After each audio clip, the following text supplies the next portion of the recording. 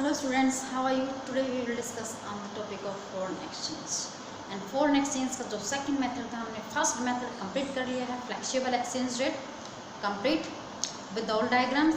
And now today we will discuss on the topic of fix exchange rate. Fix exchange rate होती क्या है देखिए. Fix exchange rate is set and maintained by the government. Fix exchange rate होती है वो set की जाती है, मेंटेन की जाती है by the government.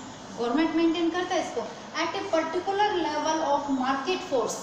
Eight a particular level of market force have no role to play. But at a particular level के ऊपर जो एक्सचेंज रेट होती है वो सेट की जाती है, मेंटेन की जाती है बाय द गवर्नमेंट. गवर्नमेंट के through at a particular level, एक पर्टिकुलर लेवल के ऊपर एक्सचेंज रेट गवर्नमेंट के द्वारा फिक्स की जाती है, मेंटेन की जाती है. आया कुछ समझ में? एक्सचेंज रेट कौन फिक्स करता है? यहाँ पर गवर्नमेंट फिक्स करता है एक पर्टिकुलर लेवल के ऊपर. Market force have no role to play. इसमें जो मार्केट फोर्स है means market demand and market supply is no role to play. यहाँ पर मार्केट फोर्स का, डिमांड एंड सप्लाई का कोई रोल नहीं होता है. Completely role by the government. Completely जो रोल होता है वो गवर्नमेंट का होता है. It may be set higher and lower the equilibrium. जो ये एक्सचेंज रेट सेट की जाती है by the government at a particular level, वो इक्विलिब्रियम पॉइंट के लोअर और हायर दोनों पॉइंट के ऊपर सेट की जा सकती है. मतलब उसके ऊपर भी सेट की जा सकती है और उसके नीचे भी सेट की जा सकती है इक्विलिब्रियम पॉइंट पे. कुछ आया समझ में? चलिए, higher than the equilibrium diagram हम देखते हैं कि जो एक्सचेंज रेट गवर्नमेंट सेट करती है इसको एक पर्टिकुलर लेवल के ऊपर, उसमें मार्केट फोर्स की कोई जगह नहीं होती है. ठीक है, वो इक्विलिब्रियम पॉइंट के हायर भी सेट हो सकता है और लोअर भी सेट हो सकता है. हायर जो सेट करते हैं तो हमारी करेंसी के ऊपर उसका क्या इम्पैक्ट पड़ता है. जब उसको लोअर सेट करते हैं मतलब इक्विलिब्रियम पॉइंट के नीचे सेट करते हैं तो हमारी करेंसी के ऊपर उसका क्या इफेक्ट पड़ता है, ये देखना हमने इस डायग्राम्स के थ्रू. ये डायग्राम हमने बनाया OX, OY के ऊपर हमने रेट लगाई है. रेट ऑफ एक्सचेंज किसके? US डॉलर के और अपनी करेंसी की. यहाँ पर डिमांड एंड सप्लाई है. सप्लाई और डिमांड आपस में एक दूसरे को काटते हैं ई पॉइंट के ऊपर. ये हमारे पास OR, ये OQ. ठीक है, अब जो हायर देन द इक्विलिब्रियम, ये इक्विलिब्रियम पॉइंट आया है, अगर इससे ऊपर अगर गवर्नमेंट अपने एक्सचेंज रेट को सेट करती है, गवर्नमेंट ने कर दिया सेट अपने एक्सचेंज रेट को इक्विलिब्रियम पॉइंट से ऊपर, तो रेट क्या आया? OR1 मीन्स उसने अपने रेट को क्या कर दिया? OR से इंक्रीज करके OR1 कर दिया, मतलब बढ़ा दिया. ठीक है, तो बढ़ाने से क्या हुआ? कौन सी कंडीशन क्रिएट हो गई यहाँ पर? कंडीशंस इज क्रिएट कि demand is less than the supply. Supply यहाँ पर बहुत ज़्यादा होगी, सप्लाई यहाँ पर इतनी होगी और डिमांड यहाँ पर इतनी. सप्लाई कितनी होगी?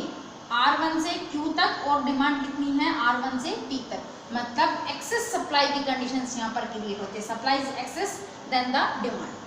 सप्लाई बहुत एक्सेस है.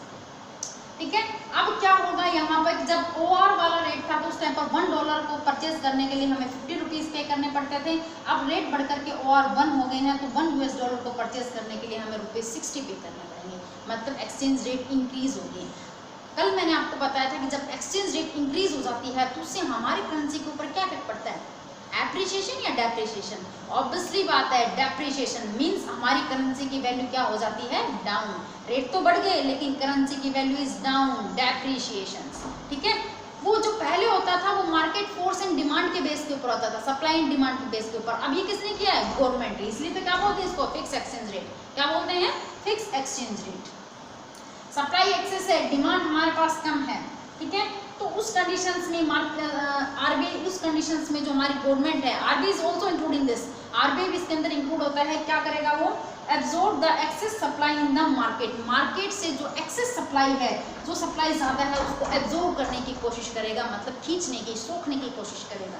किस तरीके से? Bye purchasing of foreign currency. Foreign currency को परचेज करके, फॉरेन करेंसी को परचेज करके वो एक्सेस सप्लाई है उसको एब्जॉर्ब करने की कोशिश करेगा. उससे क्या होगा? रेट डाउन होते होते इक्विलिब्रियम पॉइंट के ऊपर ही आ जाएंगे. Are you getting that point? अब हम बात करते हैं लोअर देन द इक्विलिब्रियम. जो इक्विलिब्रियम के लोअर मतलब नीचे अगर गवर्नमेंट एक्सचेंज रेट को फिक्स कर देती है उसके इम्पैक्ट. ये OX है, यहाँ पर डिमांड एंड सप्लाई दिखाया है. ये OY है, यहाँ पर हमने रेट ऑफ एक्सचेंज दिखाएं यूएस डॉलर के इंडियन रुपीज़ की। एस सप्लाई डिमांड आपस में दूसरे को काटते हैं, ई पॉइंट आ गया, ओ आर हमारे पास रेट आ गई, ओ क्यू हमारे पास डिमांड एंड सप्लाई है, ठीक है। अब लोअर हमने सेट कर दिया उसको, एक्सचेंज रेट को गवर्नमेंट ने सेट कर दिया, तो यहाँ पर देखिए अब रेट ओ आर से कम होकर के ओ आर वन हो गए, तो उसका हमारी डिमांड एंड सप्लाई के ऊपर क्या इफेक्ट पड़ा, कौन सी कंडीशंस क्रिएट हुई यहाँ पर, मीन्स यहाँ पर जो सप्लाई है वो कम है और डिमांड है वो एक्सेस में है, ज़्यादा है, ठीक है। तो ये जो गैप रह गया पी और क्यू के बीच में, that's presented supply is lower and demand is excess. Supply बहुत कम है, डिमांड बहुत ज़्यादा है, बहुत ज़्यादा डिमांड की कंडीशन क्रिएट होगी यहाँ पे, डिमांड एक्सेस होगी, सप्लाई हमारे पास क्या होगी, कम होगी। तो इस कंडीशंस को हम क्या बोलेंगे, जब हमारी करेंसी की जो रेट डाउन हो जाती है तो उस कंडीशंस को हम क्या बोलते हैं, एप्रिशिएशंस, क्या बोलते हैं, appreciation. But flexible exchange rate के अंदर, फिक्स एक्सचेंज रेट के अंदर क्या बोलेंगे उसको, रीवैल्यूएशंस, क्या बोलेंगे, रीवैल्यूएशंस। समझ में आया, हाँ जी। तो यहाँ पर देखें, तो इस कंडीशंस में जब डिमांड बहुत ज़्यादा है, सप्लाई कम है, तो कौन सी कंडीशंस क्रिएट होगी, ब्लैक मार्केटिंग की कंडीशंस क्रिएट हो जाएगी, ब्लैक मार्केटिंग, ठीक है। जो गवर्नमेंट ने एक्सचेंज रेट जो फिक्स किए हैं, उसके अलावा यूएस डॉलर की जो डिमांड है वो ज़्यादा है, तो वो जो यूएस डॉलर है वो ब्लैक में बिकने लगेगा, ब्लैक में। रेट जो फिक्स किया है गवर्नमेंट ने उससे ज़्यादा रेट के ऊपर, मतलब प्रीमियम के ऊपर, प्रीमियम मतलब अगर वो 70 रुपीज़ में जाता है तो 75 रुपीज़ में वो क्या होगा, सेल होने लगेगा, परचेजिंग होने लगेगी। ब्लैक मार्केटिंग में उसकी क्या होने लगी, एक्सेस डिमांड की कंडीशंस में उसकी ब्लैक मार्केटिंग में क्या होने लगेगी, सेलिंग एंड परचेजिंग होने लगेगी, मीन्स प्रीमियम के ऊपर सेलिंग एंड परचेजिंग होने लगेगी। चलिए इन शॉर्ट में हम आपको फिर से बता देते हैं कि एप्रिशिएशन एंड रीवैल्यूएशन दोनों में फ़र्क है। एप्रिशिएशन आया था फ्लेक्सिबल एक्सचेंज रेट के अंदर, किस बेस के ऊपर आया था, मार्केट फोर्स, मतलब मार्केट डिमांड एंड सप्लाई के बेस्ड के ऊपर।